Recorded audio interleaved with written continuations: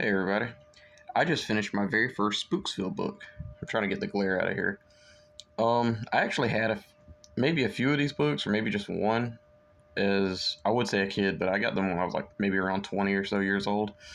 But I think I only had one, and the one that I had a picture of this like guy holding this diamond or something. And I remember trying to read it, and it kind of like felt like it was like tying into like a bigger story. So I was like, I'm gonna get number one first. I ended up trading it or selling it or doing something. But yeah, the cover on this one is really cool. I actually really like the clouds and the castle, the little spooky hand coming up, and the weird lady in the back.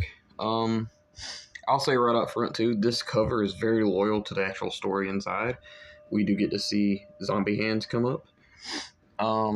It takes a while, but it gets there. Yeah, the story starts off with this kid named Adam. He just moved to Springville, and I swear to you, I read half this book and I kept reading it as Springfield, like from The Simpsons. But no, it's Springville.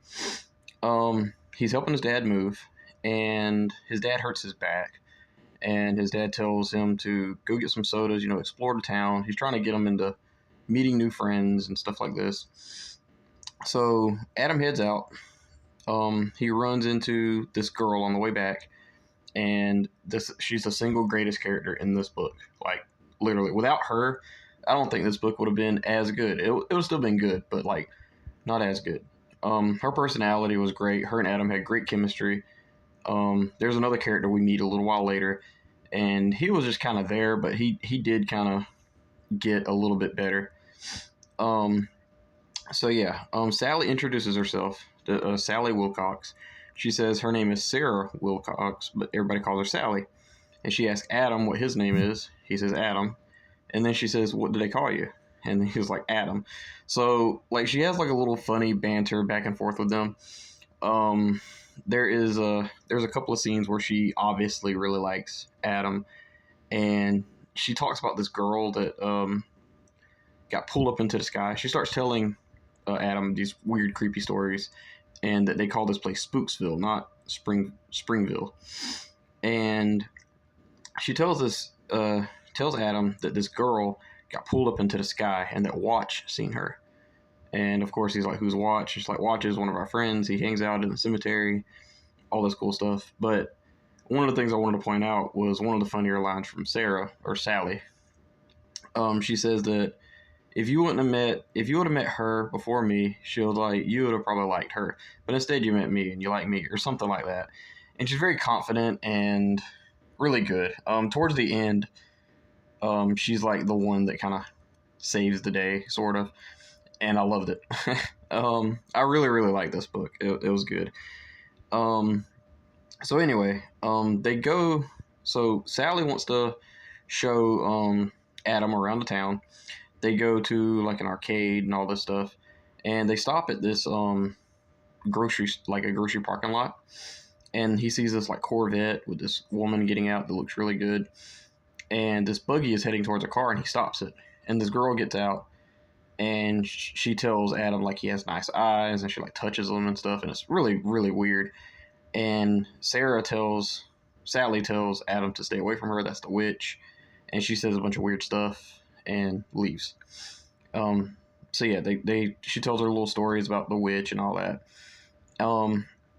They end up going to the cemetery to meet Watch, and she wants to introduce him to Adam to him too. So they go to the cemetery, and Watch is hanging out. I can't even remember what he's doing, but he's doing something. But she asks, "What's he doing later? We want to go to the arcades and all." And Watch says he's going to go through the secret path. And Sally knows what the secret path is, or knows what it's rumored to be. And Watch says that he's going to go see this guy named Bum to find out how to get there, right? So Sally doesn't really want to go. She thinks it's dangerous, and Adam is very curious. Watch explains that the secret path is basically this weird alternate place where you can go through different dimensions. Like if you can go north, south, east, and west, it all takes you to a different place. So we get to Bum. He's sitting on like a beach pier or something, and he tells the kids a riddle to find out where the secret path is. And I'm not gonna lie, I was a little disappointed. I was hoping that this would be like, okay, well, let's go to the secret path. We get there. Nah, you don't get through the secret path until like, I don't know, like 70, page 70 or so. And don't get me wrong, it's worth it. It's just, it slows down significantly towards this part for me because it's like different riddles. And what it is, okay, so the lady they met in the parking lot, I don't remember the two witches' names, so I get them confused. But one's name is like Maddie Templeton, and one's name's Ann Templeton. I think Ann is the lady in the parking lot. I could be wrong, but she's the great granddaughter. There's a bunch of greats. I don't know how many. But anyway, the founder of Spooksville was a witch, which was her kin person. And basically what they have to do is they have to go through her whole life, and that's how you get to the secret path. And it's basically like where she got married, where she was born, this and that. And this part really did slow down because nothing really happens. There is a tree that basically tries to eat Adam, and they like all get inside the tree because that's where something happens. I can't remember, like towards her life or whatever. So anyway, they do this, and they end up like they go through the cave, they go to the beach again. They have to do it like in a certain order, and then they finally reach the graveyard where, actually I didn't even notice this, but it says Madeline Templeton, so I'm guessing that's the grandma witch, great grandma, great grandma, how many ever greats there are. Anyway, they figure out that in order to get to this secret path, they have to walk backwards to the tombstone. They do, and they end up in the secret path. And this version of Secret Path is basically this dark world where the sky is like red, and there's this castle. And basically what happens is, I'm not going to give too much away, but they go to Adam's house, and it's like an alternate dimension house. So like he still exists in this world, and he sees something under the covers that actually like shocked me. I was like, oh man, I didn't expect that. And yeah, it gets really fun. There's a knight chasing them, and there's a witch, and this witch, like, it kind of elaborates a little bit into what her mission is. And basically what she does is she kidnaps kids and steals their body parts, like eyes, nose, mouth. And it's like a magic way to do it. And they even say that this world here is like a dark magic world. Like, it's not like a I don't know, but it's a dark world thing.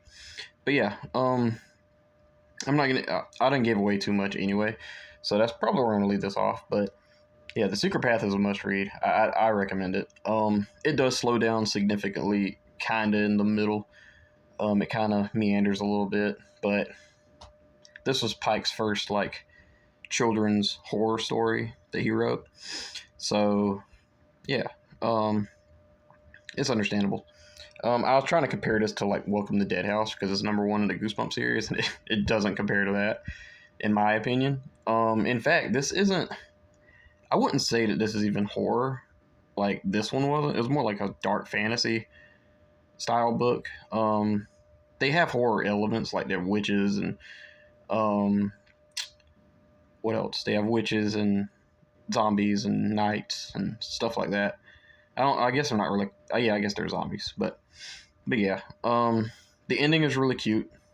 Like I said, Sally is like my favorite character in this book, and it ends on such a little cute note that's like, Pike has a way of like writing to make it like the characters very endearing. Like every book that I've read by him, like I remember the characters. I'll say that right out front. Even there's a book called Witch that I read by him. A couple other YA stuff. I'm trying to think what it's called. Whispers of Death and The Midnight Club. Both of those are really, really good. I think I liked, Midnight Club was the one I kind of liked the maybe second least, maybe. Anyway, off topic, but yeah, that's essentially my um, review for The Secret Path. I give it a 4 out of 5 stars. I think it was well above average and really, really fun. It did slow down, and that's the only reason why it didn't really get a 5 star. I think that if it would have kept up that pace, or maybe would have went to the dark path earlier, maybe it would have been pretty cool. But there's like 24 of these books, so we're gonna see a lot of secret paths, I think. The next book in the series is called The Howling Ghost, so I'm excited to read that. I'm not sure if I want to read this like during the summertime because it's like got a lighthouse thing, but like that seems like so far away to start reading that. So I don't know. I don't have all the books either. I have one, two, three, four, five. Do I have 6 or 7? 4. I can't count. I think I have 6. Yep, 6. Oh, man, stay in school. But yeah. This was a fun one. 4 out of 5 stars for me. If you guys read this, please let me know in the comments below what you thought about it. Did you agree with me? Do you disagree with me? Did you not like this book? Yeah, just let me know. Thank you. Bye bye.